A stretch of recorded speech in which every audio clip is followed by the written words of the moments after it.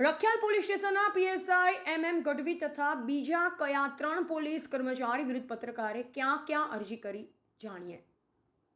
બૌદ્ધિક ભારત ન્યૂઝ ચેનલના પત્રકારે તારીખ 14/3/2024ના રોજ રખિયાલ પોલીસે પકડેલ દારૂની ગાડીના સમાચાર બનાવવામાં રખિયાલ પોલીસ સ્ટેશનમાં ગયા હતા।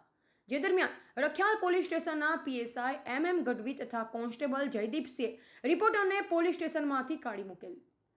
તારીખ 15/3/2024ના રોજ કલ્યાણજીના મુવાડા ગામેથી જુગારનો કેસ પકડી તેનો ગુનો દાખલ ન કરી આરોપીઓને તોડપાણી કરી તેવી લોકચર્ચાઓના સમાચાર પત્રકારે બનાવી તેમજ રખિયાલ પોલીસ સ્ટેશનના પોલીસ કોન્સ્ટેબલ જયદીપસિંહ પત્રકારોને મોબાઈલ ફોન ઉપર મારી નાખવાની ખુલ્લી ધમકી આપતા પીએસઆઈ તેમજ જયદીપસિંહ વિરુદ્ધ પત્રકારે એસપી સાહેબ ગાંધીનગર તેમજ 1444-9 ઉપર પોલીસ કમ્પ્લેન કરેલ, જેની અદાવત રાખી રખિયાલ પોલીસ સ્ટેશનના પીએસઆઈ MM ગઢવીએ અંગત માણસ ઊભો કરી પત્રકાર વિરુદ્ધ ખોટી એટ્રોસિટીની ફરિયાદ દાખલ કરાવી તેવી લોકચર્ચાઓ સામે આવી હતી।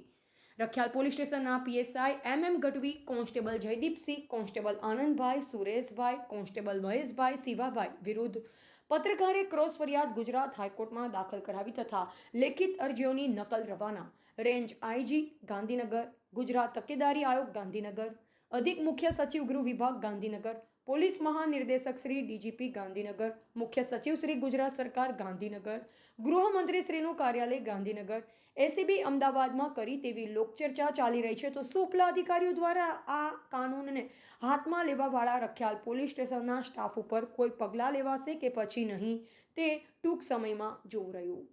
રિપોર્ટર ગીતાબેન બારોટ, ગાંધીનગર।